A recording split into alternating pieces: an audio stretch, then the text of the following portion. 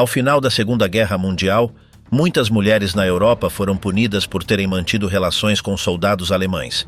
Em países como a França, a Bélgica, os Países Baixos e a Itália, foram humilhadas publicamente, tiveram a cabeça raspada, foram espancadas e marginalizadas pela sociedade. Acusadas de traição, seu castigo não fazia distinção entre aquelas que agiram por amor, necessidade ou coerção. A rejeição não se limitou a elas. Seus filhos, nascidos dessas relações, cresceram marcados como filhos do inimigo. Em países como a Noruega, promoveu-se a ideia de que tinham deficiências mentais e foram submetidos a estudos pseudocientíficos para justificar sua discriminação. Muitos foram entregues à adoção, internados em instituições ou forçados a esconder sua origem para sobreviver. Por que a vingança do pós-guerra recaiu com tanta crueldade sobre essas mulheres e seus filhos?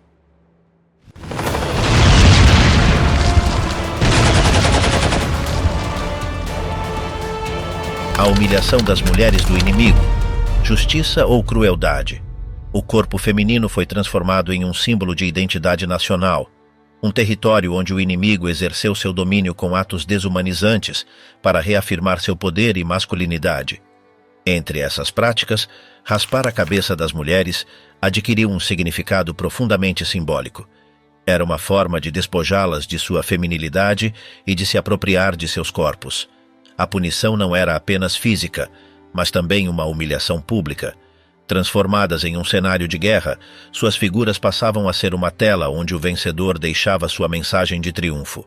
Para os homens, essa prática tinha uma dupla intenção: demonstrar a vitória diante dos seus e marcar a derrota dos outros. Em tempos de conflito, a sobrevivência determinava as decisões de muitas mulheres. Algumas aproveitaram a presença das forças de ocupação para obter benefícios em uma época de extrema escassez. Enquanto algumas o faziam para subsistir, outras se alinhavam ideologicamente com o regime nazista, fosse por convicção política ou por desejo de poder. Também houve aquelas que, vendo-se sozinhas pela ausência dos homens enviados ao front, foram forçadas a estabelecer relações com os ocupantes, chegando até mesmo a recorrer à prostituição para sustentar suas famílias. Na França, aquelas que foram apontadas por manter vínculos com soldados alemães foram acusadas de colaboração horizontal, termo utilizado para descrever as relações afetivas ou sexuais com membros do exército de ocupação. Esse tipo de contato com o inimigo era considerado uma traição, pois era interpretado como uma renúncia à identidade nacional em favor do regime nazista. Os historiadores documentaram diferentes situações que se enquadravam dentro desse colaboracionismo: relacionar-se de forma constante com os alemães, prestar-lhes algum tipo de serviço, compartilhar refeições ou simplesmente caminhar em sua companhia eram suficientes para serem apontadas como traidoras.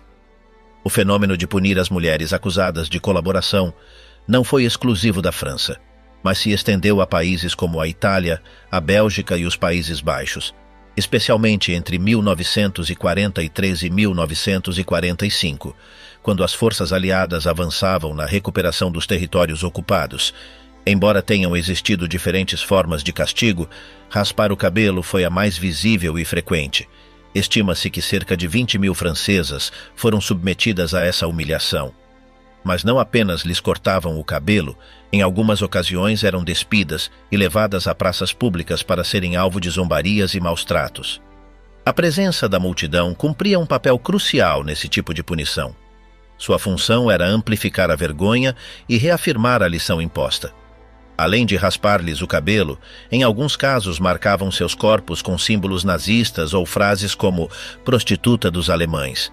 Esses atos buscavam anular qualquer vestígio de dignidade nas acusadas e reforçar a ideia de que seus corpos eram responsáveis por uma traição imperdoável.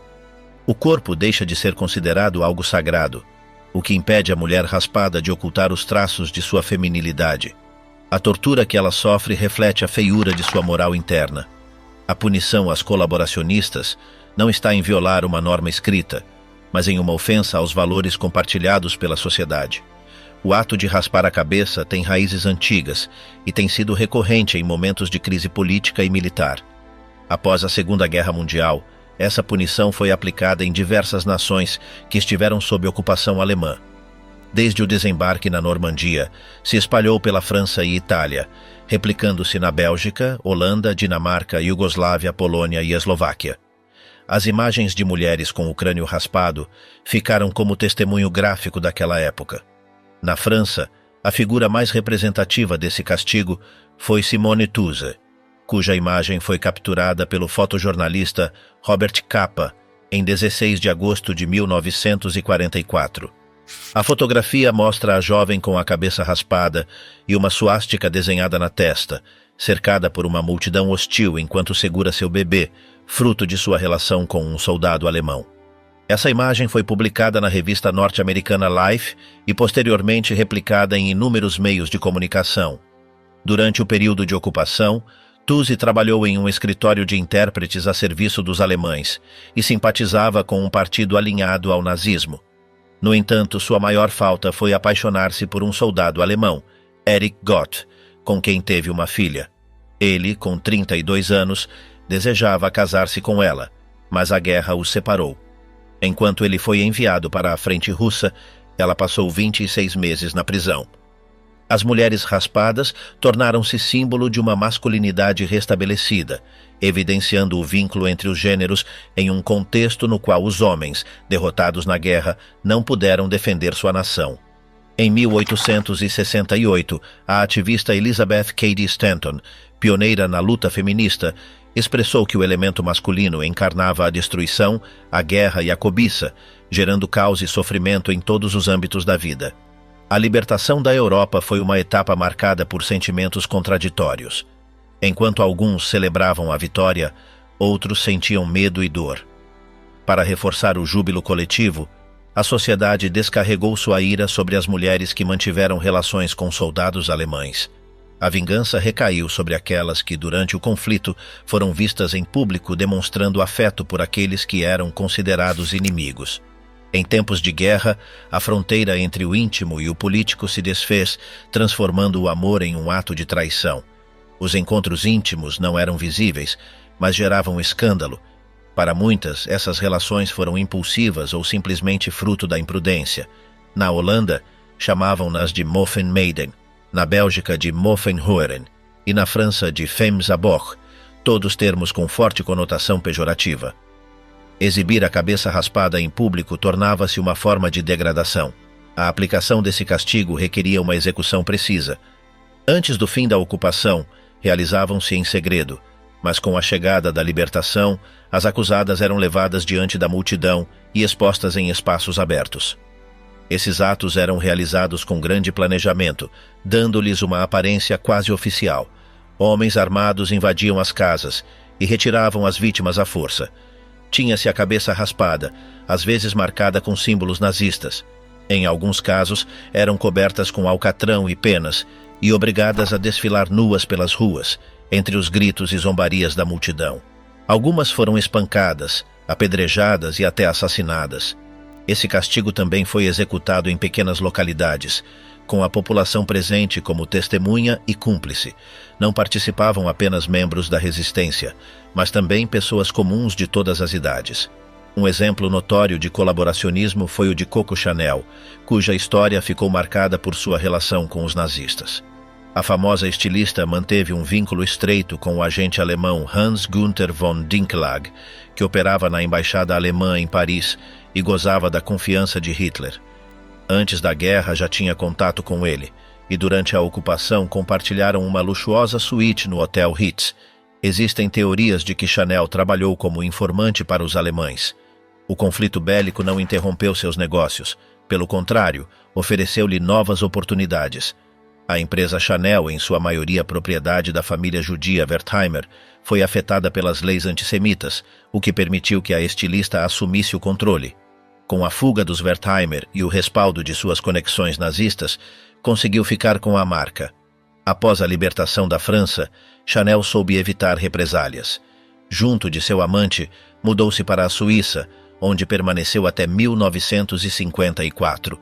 Ironicamente, quando decidiu recuperar sua marca, foram os Wertheimer que lhe ofereceram apoio financeiro. Mulheres sob o regime e sua queda. Entre 1943 e 1945, a Itália viveu um período de intensas tensões e decisões individuais que marcaram tanto fascistas quanto antifascistas. À medida que a guerra se aproximava de seu desfecho, o país carregava um pesado fardo psicológico e emocional que influenciou a brutalidade desencadeada durante a libertação. A população, tomada pela ira, decidiu punir aqueles que considerava responsáveis por anos de sofrimento sob a ditadura. A vingança foi vista como um meio de erradicar o fascismo e iniciar uma nova etapa para a nação. Dentro desse contexto, a represália contra as mulheres suspeitas de colaborar com o regime adquiriu uma dimensão particular. Registraram-se inúmeros casos em que foram punidas, embora seja difícil determinar a quantidade exata. Além de seu número, esses eventos foram documentados e estudados por sua importância histórica. A prática de raspar o cabelo das mulheres tornou-se um ato recorrente em vários territórios europeus, afetados pela guerra, estendendo-se até o final de 1945. As mulheres que sofreram essa humilhação nem sempre eram defensoras fervorosas do regime. Muitas foram punidas simplesmente por manter vínculos familiares ou sentimentais com membros do fascismo, soldados alemães ou até mesmo militares norte-americanos. Essa perseguição refletia o clima de hostilidade que predominava naqueles anos. Desde a chegada de Mussolini ao poder em 1922 até sua queda em julho de 1943, o ressentimento contra o fascismo cresceu entre muitos setores da sociedade. Com sua derrubada, desencadearam-se represálias contra aqueles que eram percebidos como parte do regime, sem distinguir se realmente haviam participado dele ou não. O rancor acumulado por mais de 2 décadas alimentou esse desejo de revanche. Após a destituição de Mussolini, a Itália transformou-se em um campo de batalha. Os alemães, antigos aliados, passaram a ser invasores. O rei Vítor Emanuel III nomeou Pietro Badoglio como líder do novo governo, mas as tropas nazistas ocuparam grande parte do país até a chegada das forças norte-americanas. Apesar de seu papel na libertação, alguns setores viam os norte-americanos como mais uma força de ocupação. O colapso do fascismo não significou apenas a expulsão de um governo opressor, mas o fim de um domínio que se prolongara por mais de 20 anos. A ira popular buscou canalizar-se por meio de castigos considerados menos violentos, como raspar o cabelo das mulheres. Acreditava-se que esses atos evitavam represálias mais graves e permitiam conter a fúria coletiva. Em alguns casos, a justiça chegou a justificar essas ações como necessárias para manter a ordem pública. Um exemplo disso ocorreu em Bérgamo, onde uma mulher vítima dessa prática denunciou seu agressor. No entanto, o tribunal absolveu o acusado, argumentando que aquele castigo havia servido para evitar danos maiores. Para os juízes, embora degradante, o rapado representava uma pena que não atentava contra direitos fundamentais como a vida ou a integridade física. Seduzida pelo poder, a atriz que amou um nazista. Reconhecida em sua época, admirada por sua beleza e com um talento teatral limitado, Lida Barová alcançou a fama no mundo do cinema. Seu destino, no entanto, a levou do esplendor à marginalização, terminando seus dias no esquecimento. Foi uma das figuras mais deslumbrantes da tela em sua juventude, mas com o tempo tornou-se uma intérprete de menor relevância.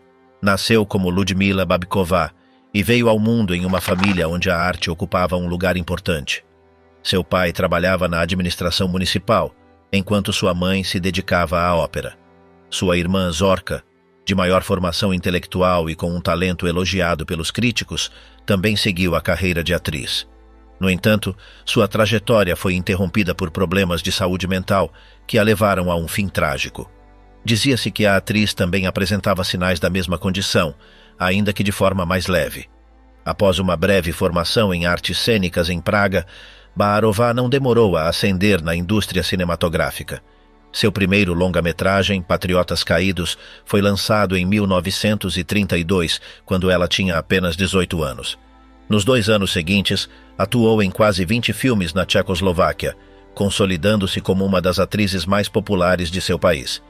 Seu sucesso logo ultrapassou fronteiras e, em 1935, o filme Barcarole abriu-lhe portas fora de sua terra natal. Chegou a receber uma proposta para mudar-se para Hollywood, embora tenha optado por continuar sua carreira na Europa. Em 1936, a poderosa produtora cinematográfica UFA a contratou, e ela se estabeleceu na Alemanha. Durante sua estadia no país, manteve romances com diversas personalidades, entre elas o ator Gustav Fröhlich. No entanto, sua vida mudou drasticamente ao conhecer Joseph Goebbels, o influente ministro da propaganda do regime nazista e homem de confiança de Adolf Hitler. O que começou como um encontro casual transformou-se em um relacionamento que deixou uma marca profunda no líder nazista. Com o tempo, Barová afirmou que não compreendia totalmente as implicações daquele vínculo e que agiu sem intenções políticas. No entanto, sua proximidade com os altos escalões alemães lhe trouxe benefícios pessoais e profissionais. Até mesmo Hitler, apaixonado por cinema, quis conhecê-la e lhe ofereceu a cidadania alemã. Durante essa fase, sua imagem ficou fortemente ligada ao nazismo, algo que mais tarde lhe custaria caro. Ela não teve consciência na época das consequências que essa associação teria para seu futuro. A tensão aumentou desde que começou seu romance com Goebbels em 1936. Com o passar do tempo, a pressão política em torno da relação tornou-se mais intensa, até virar um problema que Hitler precisou resolver diretamente. Diferentemente de outros encontros amorosos passageiros do ministro da propaganda com jovens atrizes, esse vínculo alcançou uma profundidade inesperada. Tão grande foi a influência da atriz tcheca sobre Goebbels que ele chegou a apresentar sua renúncia com a intenção de partir para o Japão como embaixador junto dela para começar uma nova vida. No entanto, Hitler recusou a ideia de perder um aliado tão crucial em seu governo, especialmente em um período delicado como a assinatura do Tratado de Munique, no qual a Alemanha adquiriu parte da Tchecoslováquia. Para evitar um escândalo que pudesse enfraquecer sua posição, ordenou a saída de Barová do país. Por outro lado, a esposa de Goebbels, Magda, também teve um papel fundamental na decisão de afastar a atriz da vida do ministro. Como resultado, Barová foi enviada de volta à sua terra natal. Durante seu tempo na Alemanha, havia participado de 7 longas-metragens em língua alemã, sem traços de sotaque estrangeiro. Alguns desses filmes transmitiam sutilmente a ideologia do regime, como no caso de Patrioten, 1937, onde sua personagem se apaixonava por um espião alemão refugiado na casa de uma francesa. Ao regressar à Tchecoslováquia, seu país já não era o mesmo. Havia se transformado em um estado subordinado sob domínio nazista, denominado o Protetorado da Boêmia e Morávia. Embora na Alemanha lhe tivesse sido proibido trabalhar no cinema, em Praga não encontrou restrições iniciais para retomar sua carreira. Barová continuou com sua vida social de alto nível, cercando-se de figuras influentes, desta vez pertencentes à elite política tcheca e aos dirigentes alemães que controlavam o país. Sua proximidade com personagens do poder não passou despercebida. Um exemplo claro foi sua relação com Karl Hermann Frank, que desempenhou diversas funções dentro do protetorado e anos depois seria executado por crimes de guerra. Para continuar na indústria cinematográfica alemã, Barová aceitou eliminar o sufixo tcheco de seu sobrenome, adotando simplesmente Bar. Embora sua vinculação com o colaboracionismo lhe tenha permitido permanecer no cinema por um tempo, a guerra reduziu drasticamente a produção fílmica. Diante da falta de oportunidades nas telas, começou a explorar o teatro, conseguindo papéis nos palcos de Barrandov e, em várias ocasiões, no Teatro Nacional. No entanto, seu desempenho cênico nem sempre foi bem recebido pela crítica, refletindo os altos e baixos de sua trajetória artística. A recepção geral ao seu trabalho foi positiva, mas sua atuação não se destacou o suficiente para ser considerada excepcional no meio teatral. Na companhia de Karel Jinse, assumiu o papel de substituta de sua irmã Zorka, que possuía um talento cênico superior. Seu futuro no teatro era incerto, e a falta de oportunidades dentro do protetorado, somada à proibição de participar de produções cinematográficas tchecas, levou-a, em 1943, a buscar uma nova trajetória na Itália de Mussolini. Durante sua primeira estadia na Itália, deixou sua marca na indústria cinematográfica do país por meio de 6 longas-metragens realizados entre 1942 e 1944. Sua habilidade com os idiomas foi novamente evidente. Segundo o testemunho de Sidney, que analisou parte de sua filmografia em La Fornarina, uma de suas produções da época, embora sua interpretação não fosse deslumbrante, seu domínio do italiano sem sotaque era digno de reconhecimento. No entanto, com o avanço das tropas aliadas em território italiano, a indústria cinematográfica foi paralisada e a atriz se viu obrigada a regressar a Praga. Seu livro de memórias intitulado Fugas faz alusão aos constantes deslocamentos que marcaram sua vida. Pouco depois de seu retorno, a Segunda Guerra Mundial chegou ao fim, e a mudança de regime na Tchecoslováquia colocou sua estabilidade em risco. Antecipando as possíveis consequências, fugiu para a Alemanha em companhia do ator Hans Albers. Juntos, empreenderam uma viagem para a Baviera com todos os seus pertences em um automóvel, mas foram interceptados pelos norte-americanos. Para evitar represálias, fingiu sofrer de um transtorno mental e foi internada em um sanatório em Munique. Em setembro de 1945, foi solicitada desde Praga e, ao chegar, foi encarcerada à espera de julgamento.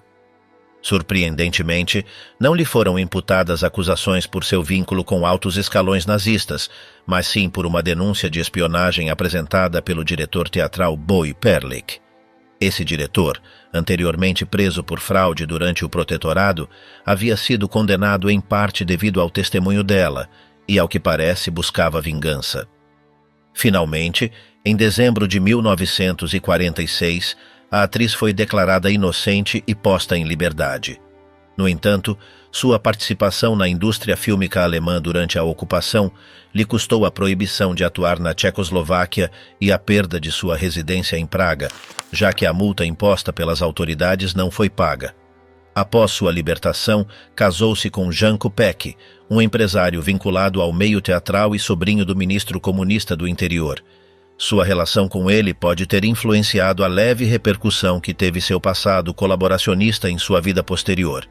Durante 2 anos, trabalhou junto ao marido no mundo dos marionetes, até que em 1948, com a instauração do regime comunista, ambos emigraram para a Áustria. Seu exílio a levou a viver na Argentina, na Espanha e na Itália, onde conseguiu relançar sua carreira.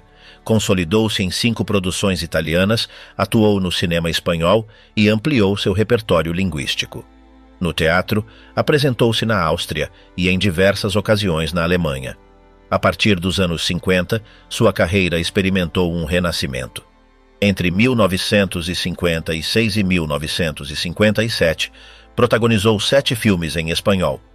Em 1956, pôs fim ao casamento com Peck e, em 1970, contraiu segundas núpcias com Kurt Lundvall, um ginecologista que faleceu 3 anos mais tarde. Durante os anos 60, sua presença nas telas diminuiu até desaparecer quase por completo, com exceção de um breve papel no filme As Lágrimas Amargas de Petra von Kant, dirigido por Rainer Werner Fassbinder. Em 1999, participou do documentário As Mulheres de Hitler, o que representou sua última aparição no cinema. Lida Barová faleceu no ano 2000, em Salzburgo, aos 85 anos. Uma curiosa anedota ilustra seu impacto na vida de Joseph Goebbels. Perto do fim da guerra, o ministro da propaganda decidiu destruir seu arquivo pessoal. Seu assistente, von Horno, relatou que, ao revisar uma coleção de fotografias, ele se deteve em uma em particular e exclamou: "Essa sim é uma mulher bonita." Ao observar a imagem, o assistente reconheceu o rosto da atriz. Goebbels contemplou a fotografia por alguns segundos, rasgou-a em pedaços e, lançando-a ao fogo, sentenciou: "Que arda junto com todo o resto." Marcados pela guerra, os filhos dos soldados alemães. Durante a Segunda Guerra Mundial, muitas mulheres na Bélgica mantiveram relações com soldados da Wehrmacht, o que levou ao nascimento de milhares de crianças. Elas ficaram conhecidas como filhos da guerra, porque sua existência foi consequência direta do conflito. Na maioria dos casos, essas relações não foram forçadas, mas fruto de sentimentos genuínos entre os casais. Ao contrário do que ocorreu na Primeira Guerra Mundial, quando os alemães semearam o terror entre os civis, durante a Segunda Ocupação, seus soldados receberam ordens de tratar com respeito a população local. Abusos e agressões contra mulheres eram severamente punidos. Os militares não podiam se casar com mulheres dos territórios ocupados, o que fazia com que muitas dessas relações permanecessem na clandestinidade. Sem a possibilidade de formalizar um matrimônio, as mulheres ficavam sozinhas e, em muitos casos, acabavam marginalizadas pela sociedade. Algumas decidiram abandonar seus filhos em instituições ou entregá-los para a adoção, com a esperança de evitar o rejeito e retomar uma vida normal. Outras, apesar do desprezo social e das dificuldades econômicas, optaram por criá-los sozinhas. Muitas mães escolheram ocultar a origem de seus filhos. As perguntas das crianças, muitas vezes motivadas pela curiosidade ou pelos comentários de outros, levavam a recordar uma história dolorosa. A verdade sobre sua ascendência costumava ser descoberta na idade adulta. Enquanto alguns conseguiram encontrar seu pai biológico, outros jamais tiveram a oportunidade de conhecer nem a mãe nem o pai. Nos Países Baixos, as investigações revelam que cerca de 140 mil mulheres interagiram com os alemães entre 1940 e 1945. Dessas relações nasceram entre 13 mil e 15 mil crianças, que cresceram em um ambiente hostil. Não eram apenas vítimas de rejeição e assédio, mas também enfrentavam obstáculos burocráticos que dificultavam seu acesso ao trabalho e a oportunidades. Suas mães, chamadas de forma pejorativa de Moffenmeiden, meninas dos alemães, também não encontraram paz após a guerra. Algumas foram submetidas a julgamentos e condenadas à prisão ou ao regime de prisão domiciliar. Outras foram enviadas a campos de trabalho por serem consideradas traidoras. Algumas conseguiram fugir para o exterior, levando consigo seus filhos. O caso de Monika Diederich reflete essa realidade. Filha de uma mãe holandesa e de um pai alemão, nasceu na Alemanha enquanto o conflito ainda estava em curso. Seu pai, gravemente ferido, havia perdido a visão e a família vivia com os avós paternos. Em 1947, seu pai faleceu, o que levou sua mãe a retornar aos Países Baixos junto com ela. No entanto, a jornada não foi simples. Cruzar uma Alemanha devastada pela guerra levou 3 dias e, ao chegar à fronteira, enfrentaram um novo problema: o rejeito devido à sua origem alemã. Mãe e filha, apesar das dificuldades, conseguiram atravessar legalmente a fronteira e se estabeleceram em Amsterdã. Nessa nova cidade, a mãe de Monika casou-se novamente com um cidadão holandês, deixando para trás sua história anterior. Durante anos, a menina passou suas férias com os avós e a tia paterna, até que as memórias do passado se tornaram um fardo pesado demais para ela. Apesar das tentativas de ocultar suas raízes alemãs, sofreu assédio na escola e teve que enfrentar perguntas constantes sobre a identidade de seu pai. Diante dessa pressão, Monika optou pelo silêncio, protegendo sua estabilidade emocional. Em 2006, Monika decidiu tornar pública sua história por meio de um livro intitulado Qualquer uma que esteja sendo raspada deve ficar quieta, no qual investigou a realidade das mulheres que mantiveram vínculos sentimentais com soldados alemães durante a guerra e dos filhos nascidos dessas relações. 6 anos depois, em 2012, publicou sua autobiografia Memórias de uma Menina Alemã, onde relatou a rejeição e a discriminação que enfrentou desde pequena na Holanda. Seu testemunho não veio sozinho, mas acompanhado pelo de outros filhos considerados do inimigo. Esses relatos, carregados de emoções intensas, trouxeram à tona uma perspectiva diferente sobre aquele período. Em vez da imagem do alemão cruel e violento, surgiu a de um inimigo com um rosto mais humano, cordial e sedutor. Através dessas páginas, emergem histórias de filhos marcados por sua origem, junto com relatos de amores proibidos que foram rejeitados pelas famílias e condenados ao esquecimento pela sociedade. Assim, o livro questiona uma ideia fundamental: por que os descendentes daqueles que foram rotulados como inimigos deveriam carregar a culpa da guerra?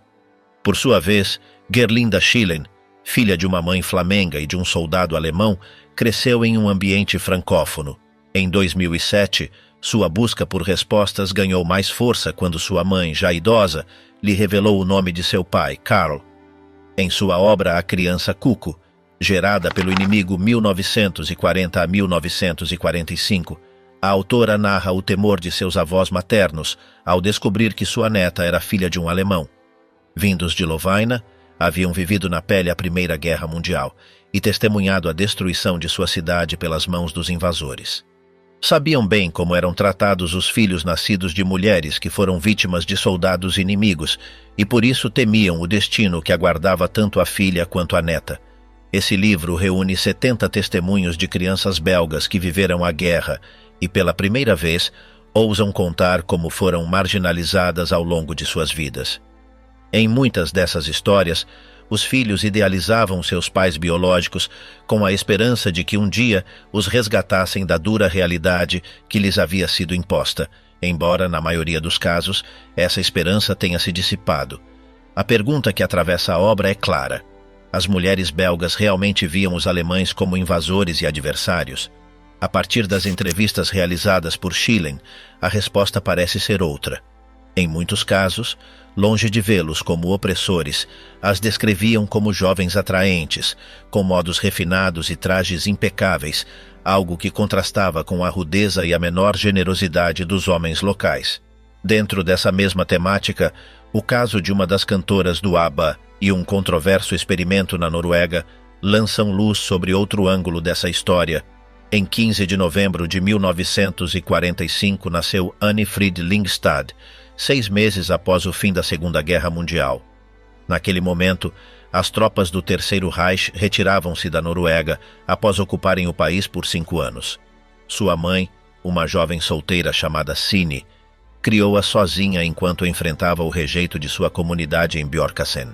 Para os habitantes da vila, ela e muitas outras mulheres que haviam se relacionado com soldados alemães eram vistas como traidoras.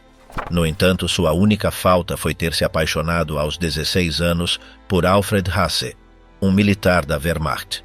Dessa relação nasceu Annie Frid, que fazia parte de um programa nazista chamado Lebensborn, impulsionado por Heinrich Himmler.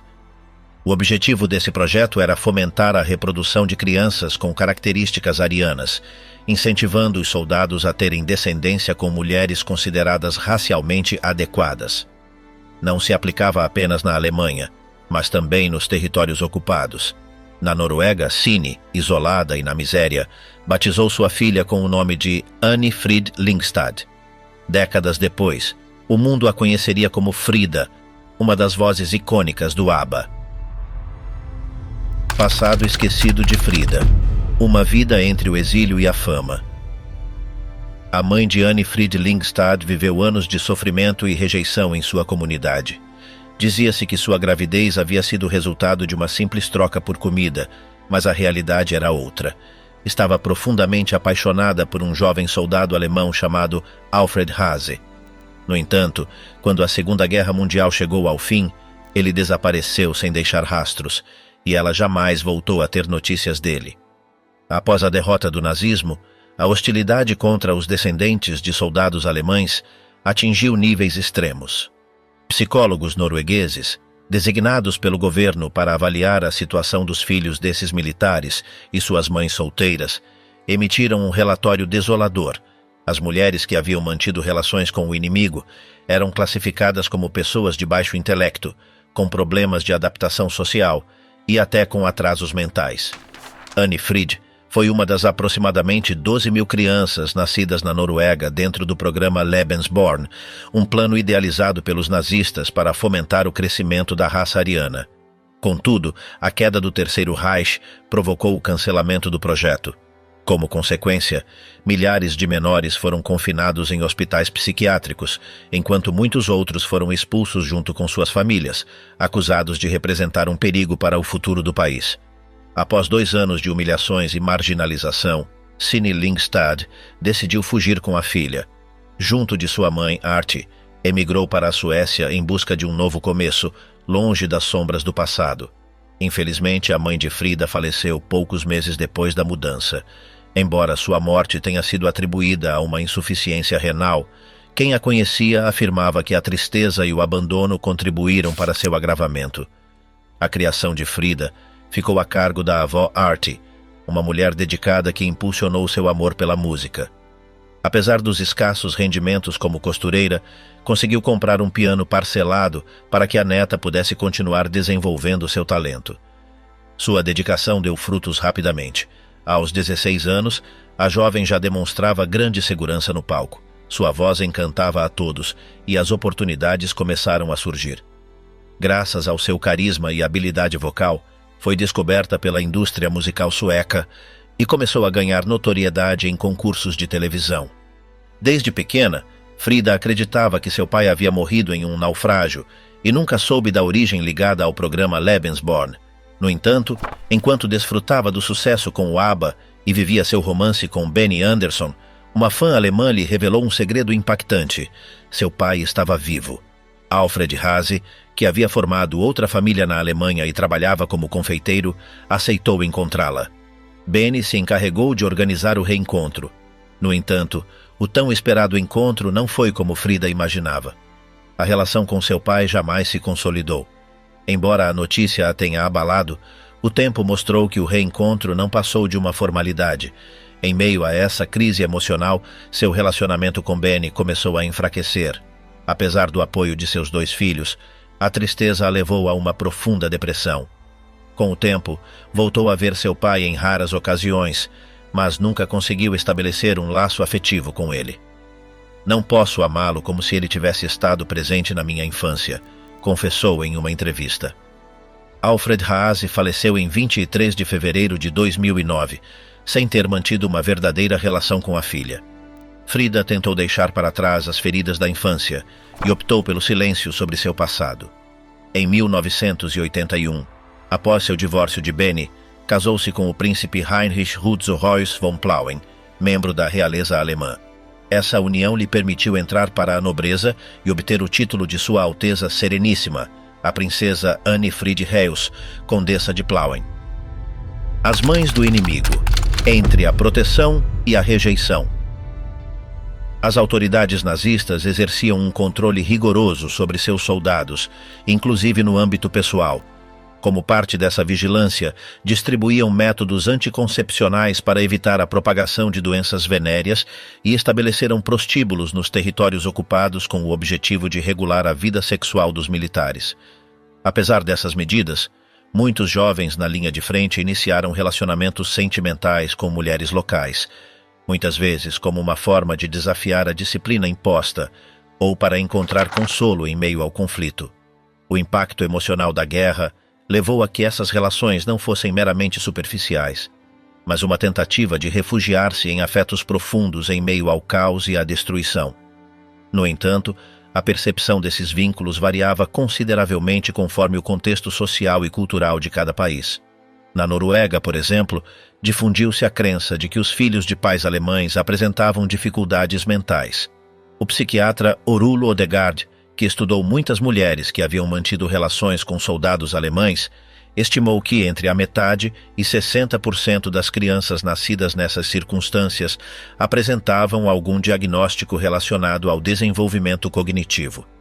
Contudo, essas conclusões foram influenciadas pela discriminação e hostilidade em relação aos descendentes dos invasores. Em muitos casos, esses menores foram enviados a instituições psiquiátricas e tratados como pessoas incapazes de integrar-se à sociedade. Sem apoio nem compreensão, ficaram abandonados em centros de reclusão, onde sofreram condições adversas. Em Amsterdã, existiam hospitais onde as mulheres que mantinham relações com soldados alemães podiam dar à luz, desde que se filiassem à Associação Feminina do Partido Nacional Socialista. Para os nazistas, os filhos nascidos de mães belgas e holandesas eram considerados aptos para fazer parte da raça ariana, o que lhes permitia permanecer com suas famílias ou ser entregues para a adoção. Em contraste, nos territórios do leste europeu, o critério de seleção era imposto pelas autoridades nazistas. Se a criança não cumprisse os padrões físicos exigidos, era separada da mãe e dada para a adoção. A discriminação contra essas mulheres não terminava com o nascimento do bebê. Nos hospitais holandeses, por exemplo, algumas eram tratadas com desprezo e, em certas salas de maternidade, chegaram a colocar cartazes que advertiam médicos e enfermeiros de que deveriam lavar as mãos após atender pacientes vinculadas a soldados alemães. O número de casamentos entre esses homens e suas parceiras holandesas foi mínimo. Na maioria dos casos, as mulheres criaram sozinhas seus filhos, enfrentando o rejeito social e esforçando-se para lhes oferecer uma vida digna, apesar das dificuldades econômicas e do estigma que as perseguia. Em Amsterdã, a instituição Sint-Hubertus acolheu muitas mães solteiras e seus filhos. No entanto, após a guerra, estabeleceu condições rígidas para aceitar as crianças nascidas de pais alemães. Era necessário ocultar sua origem e mudar o sobrenome para uma versão holandesa, a fim de evitar qualquer conexão com o passado. Mônica Diederich documentou múltiplos casos nos quais os nomes de certas crianças foram modificados ou proibidos. Em diversas ocasiões, mesmo quando um pai desejava reconhecer legalmente seu filho, não lhe era concedido o direito de registrá-lo com seu sobrenome. Os chamados filhos do inimigo eram considerados uma presença incômoda, evidência de um passado que a sociedade preferia apagar. Por não terem nascido dentro de um matrimônio legítimo, foram privados de muitos direitos que outras crianças possuíam. Até mesmo dentro de suas próprias famílias, esses menores não recebiam o mesmo tratamento que os demais filhos. Cresceram em um ambiente hostil, marcados pela vergonha e pelo rejeito das próprias mães. Frequentemente foram alvo de zombarias, humilhações públicas e discriminação. Um jornalista recolheu o testemunho de D.P.R., que relatou como sua infância foi marcada por uma culpa que nunca lhe pertenceu. Sua avó materna o desprezava profundamente por ser descendente de um soldado nazista e, em diversas ocasiões, o submeteu a castigos cruéis que serviam de entretenimento para quem os assistia, rindo e ridicularizando-o constantemente. Na Alemanha, antes da aprovação, em 1969, de uma lei sobre o status legal dos filhos nascidos fora do casamento, essas crianças não tinham direito de herdar dos pais biológicos. Não eram reconhecidas como descendentes legítimos. Com a entrada em vigor da legislação em 1970, aqueles que haviam nascido após 1949 conseguiram obter esse direito. No entanto, os que já haviam alcançado a maioridade antes dessa data ficaram excluídos. O medo de possíveis reivindicações de herança levou muitas famílias alemãs a rejeitar qualquer contato com esses filhos da guerra. Enquanto os parentes evitavam qualquer vínculo por receio de perder bens, as crianças apenas desejavam ser reconhecidas e recuperar a identidade que lhes havia sido roubada. Sangue do inimigo. Filhos perdidos em busca de seu passado. Décadas após o fim da Segunda Guerra Mundial, muitos descendentes de soldados alemães e mulheres francesas iniciaram a busca por suas origens. Durante anos, ocultaram sua identidade, mas finalmente decidiram contar suas histórias e tentar encontrar os pais que nunca conheceram. Um exemplo é Delor Hoffmann, que em 2005, após a publicação do livro Crianças Malditas de Jean-Paul Picapert no Le Figaro, impulsionou a criação da Associação Coração Sem Fronteiras na França. Essa organização, com aproximadamente 200 integrantes, reúne pessoas nascidas de mães francesas e soldados alemães, oferecendo apoio na reconstrução de seu passado e na solicitação da dupla nacionalidade, tramitada por meio do Bundestag ou da Assembleia Nacional. Um ponto-chave nessas investigações é o escritório alemão em Berlim, que resguarda arquivos militares desde 1939. Esse centro recebe anualmente cerca de 500 pedidos de pessoas que tentam conhecer suas raízes alemãs. Chantal Leclerc, secretária do Coração Sem Fronteiras, também é filha de um soldado alemão. Em uma entrevista, expressou que crescer sem conhecer sua origem a fez sentir-se incompleta. Consegui contar minha história, mas já tinha passado grande parte da minha vida sem respostas. Embora para nós seja tarde, podemos ajudar outros a não viverem o mesmo. Queremos que aqueles que enfrentam essa situação hoje não sintam a mesma solidão. Durante o pós-guerra, a Europa tentou apagar da memória coletiva os vínculos amorosos entre soldados alemães e mulheres dos territórios ocupados. A narrativa oficial promovia a ideia de que as mulheres deviam retomar seu papel dentro da família e focar-se na maternidade. Em inúmeros julgamentos por colaboração com o inimigo, a principal acusação estava relacionada a relações afetivas ou sexuais, diretamente conectadas ao contexto bélico. Quando as tropas aliadas libertaram os países ocupados, muitas mulheres foram castigadas por sua proximidade com soldados alemães. Não apenas as acusaram de trair sua nação, como também viram nessas relações uma afronta ao modelo tradicional de moralidade e fidelidade. Foram humilhadas publicamente, tiveram a cabeça raspada, foram despidas, agredidas e submetidas a zombarias enquanto a multidão assistia como se fosse um espetáculo. Diversas razões foram analisadas para explicar por que essas mulheres se relacionaram com o inimigo durante a guerra.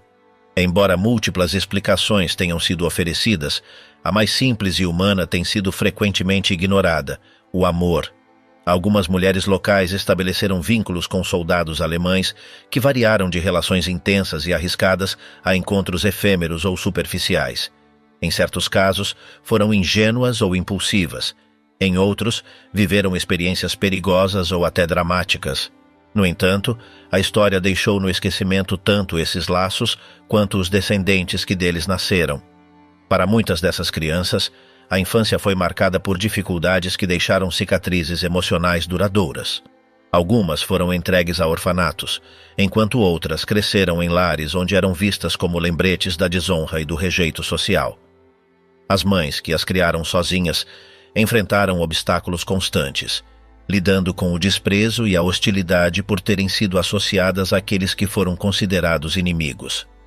Apesar dos esforços para eliminar esses acontecimentos da memória coletiva, cada vez mais testemunhos daqueles que foram chamados de filhos da guerra vêm à tona.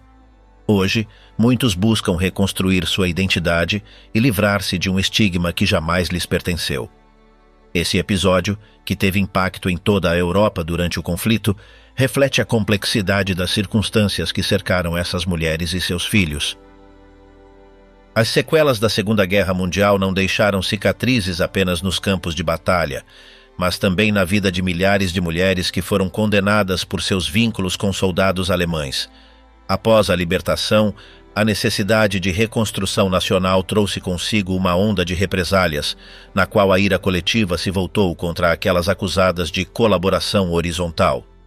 Por meio do rapar da cabeça, humilhações públicas e violência, tentou-se apagar qualquer vestígio do que se considerava uma afronta à identidade nacional.